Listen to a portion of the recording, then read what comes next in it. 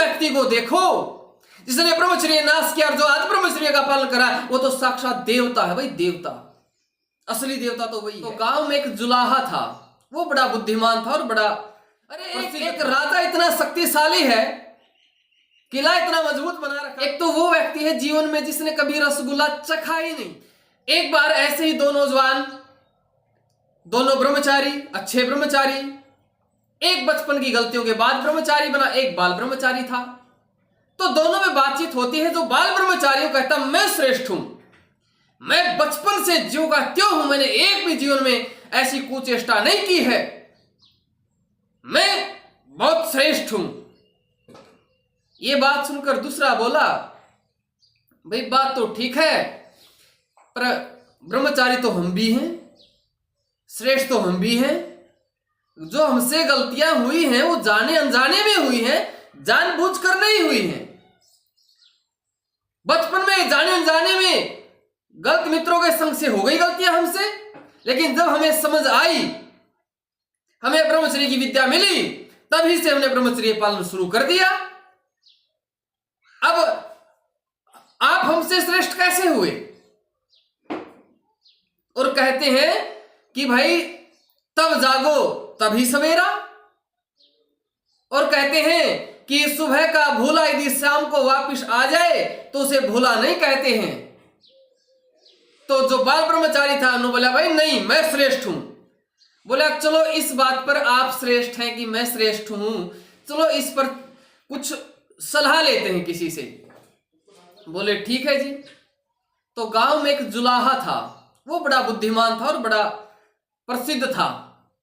तो दोनों उस जुलाहे के पास जाते हैं और उन्हें जुलाहे से प्रश्न किया कि भाई एक बात बताइए कि जिस आदमी ने जीवन में कभी गलती ही नहीं की वो श्रेष्ठ है, या जिसने गलतियां करने के बाद अपना जीवन सुधार लिया है वो श्रेष्ठ है? दोनों में कौन सा श्रेष्ठ है?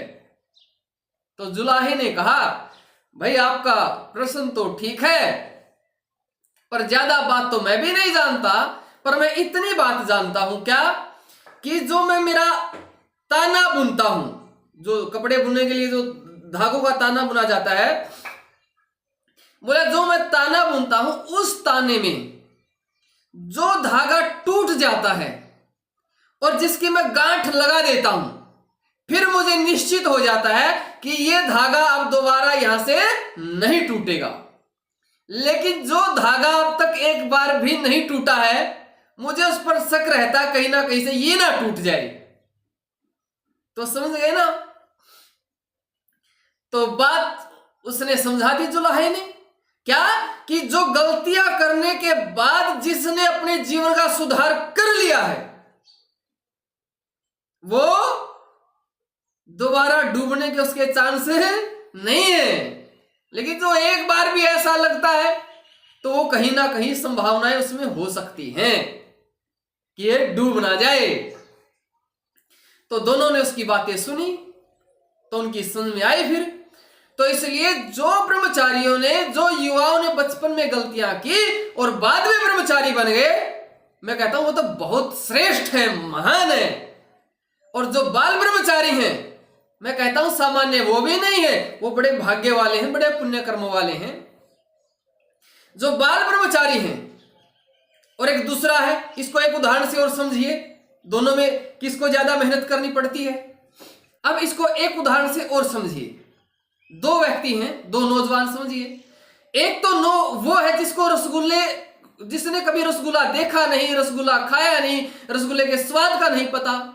एक वो है जिसने रसगुल्ला देखा, रसगुल्ला खाया, रसगुल्ले को स्वाद का पता है। दोनों कहीं जा रहे होते और दोनों भूख से बड़े बेचैन हैं और रास्ते में कहीं प्रसाद रूप में रसगुल्ले बंट रहे हैं। तो ये देखिए, दोनों भूखे हैं, दोनों बेचैन हैं, दोनों में से एक को रसगुल्ले का स्वाद है, रसगुल्ला के बारे में कुछ नहीं पता, एक को सब पता है। तो दोनों में से कौन लालायित होगा रसगुल्ला खाने के लिए? जिसने स्वाद पता है, जिसने खा रखा है। और जिसने रसगुल्ला देखा ही नहीं, खा ही नहीं रखा, वो क्या लालायित होगा? उसको तो पता ही नहीं क्या है ये। और जिसने स्वाद चख रहा है, स्वाद रसगुल्ले देख रखा, उसके बाद भी उसने, नौजवान ने संकल्प लिया हुआ है मैं रसगुल्ला नहीं खाऊंगा, ऐसे संकल्प लेने के बाद भूख होते हुए भी रसगुल्ले फ्री में बंट रहे हैं और वो फिर भी रसगुल्ले नहीं खाते, तो समझिए ज्यादा तप किसका भाई? ज्यादा तप किसको करना पड़ा? जिसने रसगुल्ले के स्वाद का पता है। तो इसलिए मैं कहता हूं, जो नौजवान बचपन की गलतियों के बाद ब्रह्मचर्य का संकल्प लेते हैं, जिसने काम वासना के स्वाद को चख लिया, उसके बाद ब्रह्मचर्य का संकल्प लिया और बन गए अखंड प्रचंड ब्रह्मचारी, मैं कहता हूं बाल ब्रह्मचारी तो आसपास भी नहीं उसके। कितनी बड़ा तप है उसका। हाँ, लेकिन बाल ब्रह्मचारी भी सामान्य नहीं है, वो भी बड़े भाग्य वाला है। उसको तो कुछ तप ही नहीं करना पड़ता, कुछ मेहनत ही नहीं करनी पड़ती विशेष ब्रह्मचर्य में। उस व्यक्ति को देखो जिसने ब्रह्मचर्य नाश किया और जो आज ब्रह्मचर्य का पालन करा, वो तो साक्षात देवता है भाई, देवता।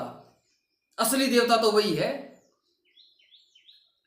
अरे एक राजा इतना शक्तिशाली है, किला इतना मजबूत बना रखा, उसके सामने कोई भिड़ता ही नहीं है, कोई इसकी टक्कर में नहीं आता। एक वो राजा है जो रोज युद्ध के मैदान में रहता है, हर रोज घायल होता है, लेकिन फिर भी घुटने नहीं टेकता है, फिर भी लड़ता है और लड़ने के लिए, संघर्ष करने के लिए तैयार रहता है।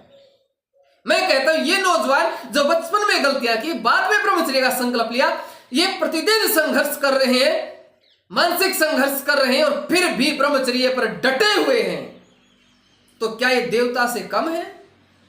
अरे जो अपने आप को बाल ब्रह्मचारी कहता है, मैं बाल ब्रह्मचारी हूं, और जो बचपन की गलतियों के बाद ब्रह्मचारी बना है, मैं कहता हूं जो बाद में ब्रह्मचारी बना ना भाई, वो तो पूजनीय है, कोई सामान्य नहीं है, सामान्य बहुत विशेष है, बहुत विशेष है। तो ऐसे जो ब्रह्मचारी हैं, ऐसे जो नौजवान हैं जो बाद में ब्रह्मचारी बने हैं, ये अपने आप को कम ना समझे भाई। बाल ब्रह्मचारी कहते ना, हम कहते हम बाल ब्रह्मचारी ने सौदा कुछ नहीं है बाल ब्रह्मचारी का। तो जो बाद में ब्रह्मचारी बना उसको पता है कैसे ब्रह्मचर्य रोकना पड़ता है, कितनी ताकत लगती है। तो आप जो नौजवान ब्रह्मचारी ब्रह्मचर्य का पालन कर रहे हैं, मैं आप सबका बड़ा हृदय से धन्यवाद करता हूं। और मेरे जैसे जो अपने आप को बाल ब्रह्मचारी कहते हैं, आपके तो आसपास भी नहीं, हम आपके ब्रह्मचर्य के तो आसपास भी नहीं है। मैंने पिछले वीडियो डाल दी बाल ब्रह्मचारी की पहचान, तो ये मत सोचना कि हमारे वो चिन्ह मिट गए हैं बाल ब्रह्मचारी वाले, तो अब हम कोई ब्रह्मचारी नहीं है। आप बहुत बड़े ब्रह्मचारी हो, मात्र के वो उन चिन्हों के कारण से आपका ब्रह्मचर्य, हम आपको वो नहीं मान सकते कि आप ब्रह्मचारी नहीं हो। तो जो पिछली वीडियो मैंने बनाई थी बाल ब्रह्मचारी की पहचान पर, उसके भी कुछ कारण थे, लेकिन मैं कहता हूं जो बाद में ब्रह्मचारी बने वो सामान्य नहीं भाई, बहुत विशेष है, बहुत विशेष। तो अपने आप को कम नहीं मानना है और संकल्प लेकर के अखंड प्रचंड ब्रह्मचारी बनना है, विशेष ब्रह्मचारी। आप बहुत विशेष है और हमसे कई गुना विशेष है, कई गुना श्रेष्ठ है। उम्मीद करता हूं आपका ब्रह्मचर्य दृढ़ रहेगा, मजबूत रहेगा, आर पार के ब्रह्मचारी रहेंगे। गलतियां सबसे होती हैं, गिरते हैं सहसवार ही मैदाने जंग में, वो कायर क्या गिरेंगे जो घुटनों के बल चलते हैं। भाई घोड़े पर है, सवार है तो गिर भी सकते हैं, कोई बात नहीं है, फिर संकल्प ले, फिर मजबूती से डटें। नमस्ते जी।